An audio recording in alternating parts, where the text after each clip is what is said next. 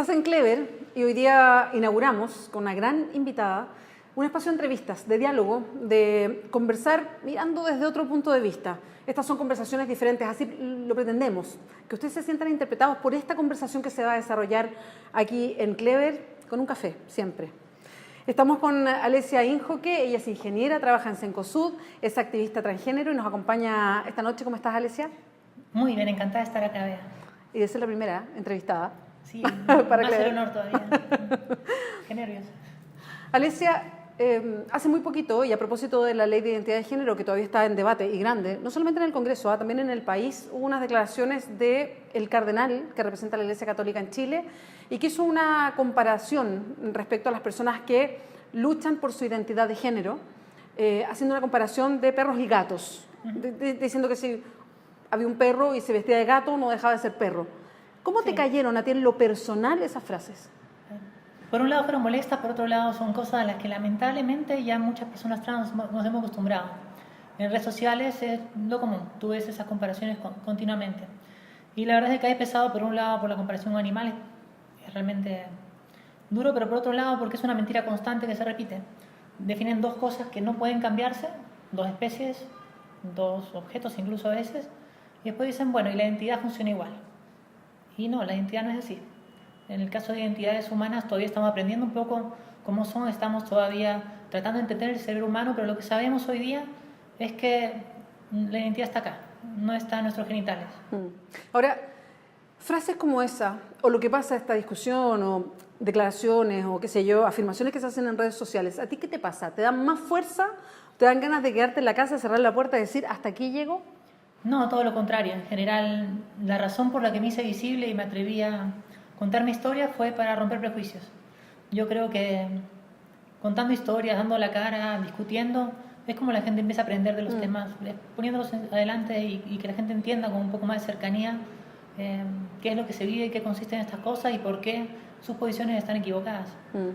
La ley de identidad de género que se presentó y que está todavía en discusión, no sabemos cuánto se va a aprobar, cuánto se va a mover del eje original, ¿es una buena ley? Mira, hasta el momento hay un primer paso que yo creo que es bastante positivo, que veo bien difícil que se revierta, el tema de que no es patologizante para adultos. ¿Qué significa eso? Eso significa que no te exigen ningún tipo de certificado de salud, ni operaciones, ni nada más que tu voluntad para definir quién eres. Es lo que debe ser, porque ¿quién más que tú va a definir quién eres y por qué tendría yo que probar de alguna forma quién soy? Claro, o sea, con eso te refieres a que esto no se trata de una enfermedad, de mostrar psiquiátricamente cosas, acudir a no sé cuántos especialistas, sino más bien es lo que tú dices como mujer adulta en tu caso. Exactamente, porque hay otros países en donde tienes que presentar certificados psicológicos, otros en que tienes que mostrar que estás esterilizada. Acá no. Acá esta ley para adultos, todo apunta que va a llegar a ser una buena ley. La discusión hoy día está entrampada en los menores de edad, niños, niñas y adolescentes. Y es ahí donde hoy día hay tres posturas. Una postura es, no hay menores de edad, la identidad recién existe a los 18. La segunda postura es a los 14, que es tomando en cuenta cómo se va aprendiendo y madurando en la edad y consideran algunas personas que a los 14 sería una buena edad. Y después, yo creo que está planteada que por un tema de crecimiento y profesional, probablemente sale el número por la mayoría de edad para efectos penales y demás. Y después está la otra idea, que es realmente analizar caso a caso y permitir que la familia, los niños vayan decidiéndose junto con los profesionales con los que se apoyen y según corresponda para cada realidad. Porque es verdad, hay casos en que de repente no se va a saber hasta más adelante, pero hay casos de niños en que es muy marcado quiénes son, en que no cabe ninguna duda y tú ves a padres apoyándolos y saliendo a los medios y hablando en el Congreso para explicarle a la gente que por favor entiendan que negarle la identidad a sus hijos le hace daño. Ahora, cuando uno mira la discusión y las posiciones a favor o en contra, reducido básicamente al tema de los niños, niñas y adolescentes, yo he visto, y eso a mí me llama mucho la atención, he visto opiniones médicas o científicas súper diversas.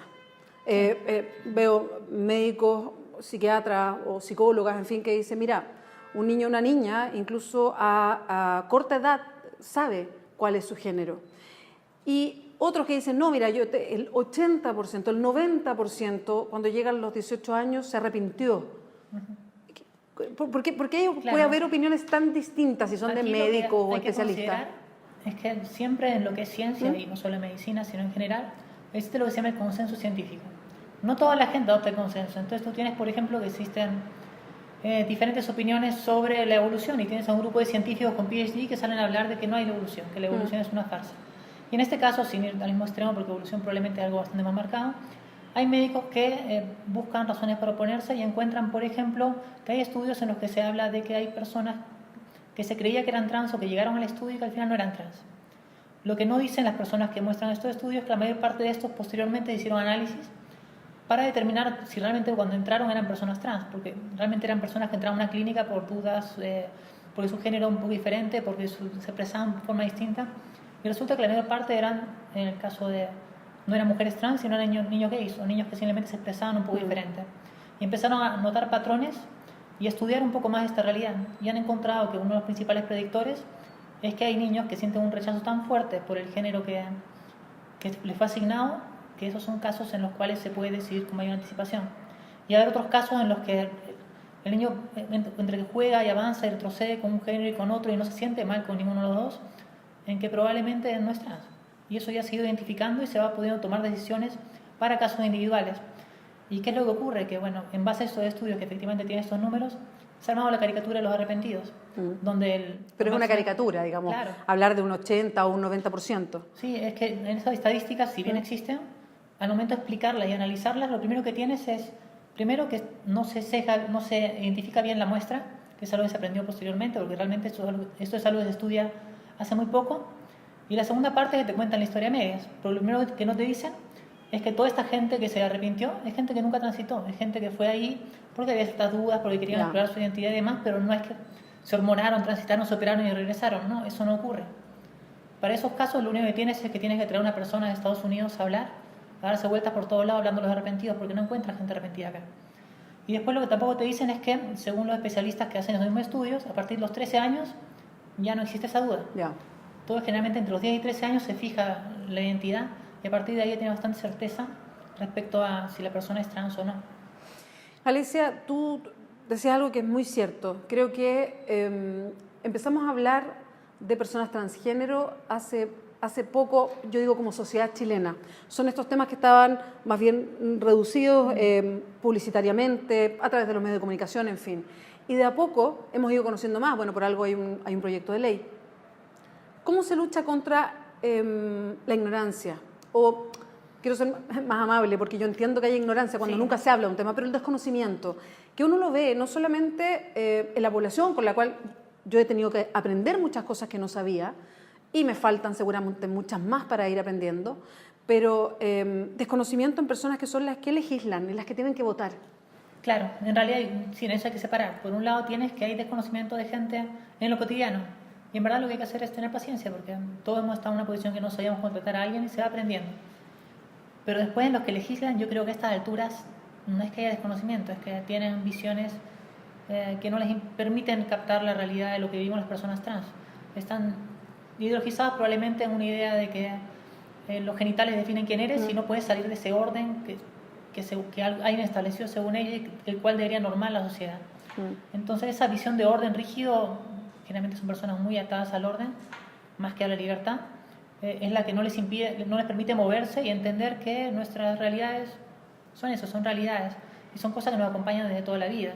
Yo fui una niña trans, obviamente a mi edad no había cómo saber nada cuando yo me ponía ropa de mamá y demás.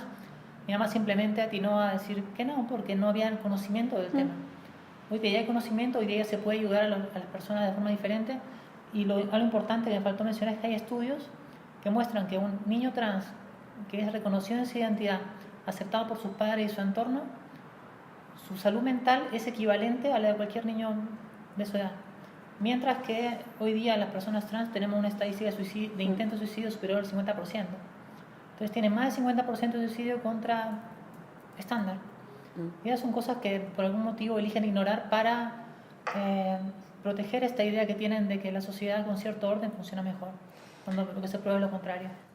Me imagino que has escuchado que, de que esto, lo que estamos discutiendo ahora, y que exista este proyecto de ley de identidad de género con otros como que se quieren ver como matrimonio igualitario, ley de derechos filiativos y varios que están en carpeta y están en discusión, algunos muy atrasados, ni siquiera como proyectos de ley y otros en tránsito, se habla de ellos como ideología de género. ¿Qué piensas tú de esa expresión? Claro, el tema de ideología de género es un nombre paja, es una caricatura que han armado de las visiones de la diversidad. Y te das cuenta porque cada persona que habla del tema dice algo diferente. Entonces tienes personas que dicen que la ideología de género quiere promover la pedofilia, quiere destruir la familia, quiere sexualizar a los niños. Esa he escuchado yo principalmente. Tiene toda una mezcla de cosas que según a quien le preguntes puede tener una visión más moderada, una menos moderada. E incluso hay personas que mezclan este tema con la división de tareas de género, que decir que las mujeres y los hombres son iguales es ideología de género. Y es realmente una caricatura a la medida de quien quiere usarla. No existe ideología de género, lo que hay son personas diferentes que vivimos de forma diferente y que en nuestra realidad, la forma en que buscamos la felicidad, queremos que sea reconocida igual que el resto. Porque yo ame a un hombre o a una mujer no hace que sea menos amor.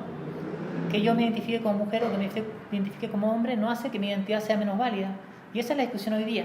Hay un grupo que tiene realmente por ideología una posición según la cual hay formas de vivir que son válidas y otras que no.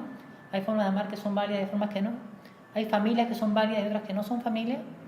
Y vemos otras personas que creemos que en verdad esas formas de dividir la sociedad no son formas de construir una sociedad. Que una sociedad crece y es mejor cuando permites a la gente que sus proyectos de vida se realicen y sean felices en la forma que ellos consideren que es ser feliz. Alicia, hoy día tú estás en el activismo como mujer trans y has estado bien involucrada en el avance y lo que se ha ido tramitando en la ley de identidad de género. ¿Confías en que esta ley se convierta, o sea, que este proyecto se convierta en ley y que sea una buena ley? Que se convierta en ley, sí. Yo creo que a esta altura nada de evitar que se convierta en ley. La parte de adultos yo confío que va a ser una buena ley. La parte de niños me cuesta predecir lo que va a pasar.